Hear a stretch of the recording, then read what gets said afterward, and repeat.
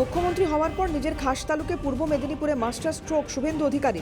রবিবার মেচেদার এক গেস্ট হাউসে আয়োজন করা হয়েছিল এক হাই ভোল্টেজ সাংগঠনিক বৈঠকের। দলীয় পদাধিকারী থেকে শুরু করে কোর কমিটির সদস্যদের নিয়ে বৈঠক সারলেন মুখ্যমন্ত্রী। গেরুয়া শিবিরের এই মেগা বৈঠককে ঘিরে জেলা জুড়ে ছিল টান টান উত্তেজনা। এদিনের বৈঠকে মুখ্যমন্ত্রীর পাশাপাশি উপস্থিত ছিলেন তমলুকের সাংসদ অভিজিৎ গঙ্গোপাধ্যায়, মন্ত্রী হরেকৃষ্ণ বেরা, অশোক দিন্দা, বিধায়ক দিব্যেন্দু অধিকারী সহ এক ঝাঁক শীর্ষ নেতৃত্ব। মুখ্যমন্ত্রী জানান, আমরা ক্ষমতায় এসেছি মাত্র 2 মাস হয়েছে। মাননীয় প্রধানমন্ত্রীর ঘোষিত অন্নপূর্ণা যোজনা রাজ্যে ইতিমধ্যেই সাড়া ফেলেছে। কিছু টেকনিক্যাল সমস্যা থাকলেও প্রকৃত প্রাপক প্রত্যেকেই এই সুবিধা পাবেন। 500 টাকা লক্ষ্মী ভান্ডার দিতে গিয়ে 9 মাস লাগিয়ে দিয়েছে। 1,20,00,000 লোককে তো 1.5 মাসে দিয়ে দিয়েছে। বাকি যারা যোগ্য তারা পাবেন, অযোগ্য থাকলে বেরিয়ে যাবেন। বাকি যদি প্রয়োজন হয় আরো 2,000, 5,000, 7,000 প্রকৃত প্রাপক থেকে থাকেন পাবেন, নিয়মের মধ্যে পাবেন। 70 বছরের বেশি বয়সীদের জন্য আয়ুষ্মান ভারত যোজনার থাকছে না কোনো শর্ত।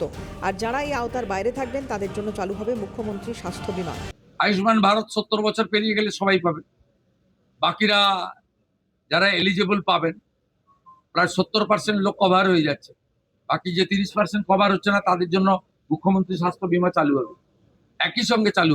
নতুন সরকারের 100 দিন পূর্ণ হতে চলেছে আগামী 16ই আগস্ট। বিগত সরকারের খেলা হবে দিবসকে সম্পূর্ণ খারিজ করে ওই দিনটিকে এবার রাজ্য জুড়ে আয়ুষ্মান দিবস হিসেবে পালন করবে নতুন সরকার।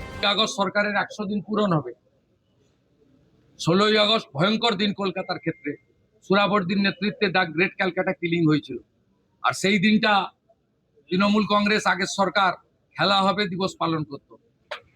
আমাদের সরকার সিদ্ধান্ত নিয়েছে ওই দিন আয়ুষ্মান দিবস হিসেবে পালন করা হবে। তৃণমূল কংগ্রেসকে তীব্র আক্রমণ শানিয়ে মুখ্যমন্ত্রী বলেন, কালীঘাট আর ঋতব্রত তৃণমূলের অবস্থা খুবই খারাপ।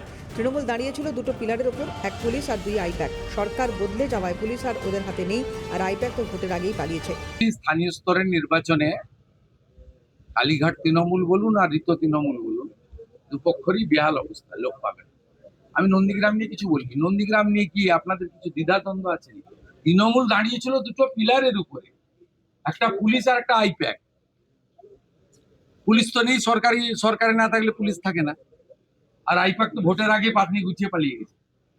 2-4টা নিচের তলায় চ্যাং ব্যাং ছিল, সেগুলো তোলাবাজি বন্ধ হয়ে গেছে, সিন্ডিকেট রাজ বন্ধ হয়ে গেছে, রাস্তায় হাত পাতার লোক নেই, রাজধানী নেই, মিথ্যা মামলা নেই। ওর তো ভালো আছে, আনন্দ আছে, সবকে জেলে ঢুকানো হচ্ছে। এখানকার বিজেপির লোকরা তো উচ্চ শিক্ষিত, উদার। এদিন তিনি উপনির্বাচন নিয়েও কথা বলেন, পূর্ব মেদিনীপুর জেলায় বিজেপি যত ভোট পায় তৃণমূল পুরো রাজ্যেও তত ভোট পায় না।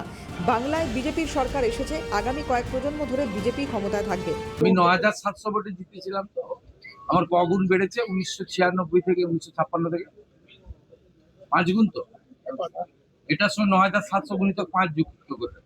আরে এখানে এগুলো নিয়ে কেন চর্চা করছেন আপনারা? এই জেলাতে এগুলো নিয়ে কেউ চর্চা করে নাকি?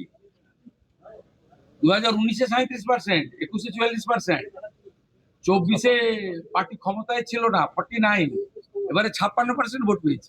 সব মিলিয়ে 100 দিনের দোরগোড়ায় দাঁড়িয়ে একদিকে যেমন জনকল্যাণমুখী প্রকল্পের ডালি সাজাচ্ছেন মুখ্যমন্ত্রী, ঠিক অন্যদিকে তেমনই বিরোধী শিবিরকে রাজনৈতিক ময়দানে 1 ইঞ্চি জমি ছাড়তেও নারাজ তিনি। রমেন মাইতি এবং বিনোদ মণ্ডলের রিপোর্ট, ক্যালকাটা নিউজ।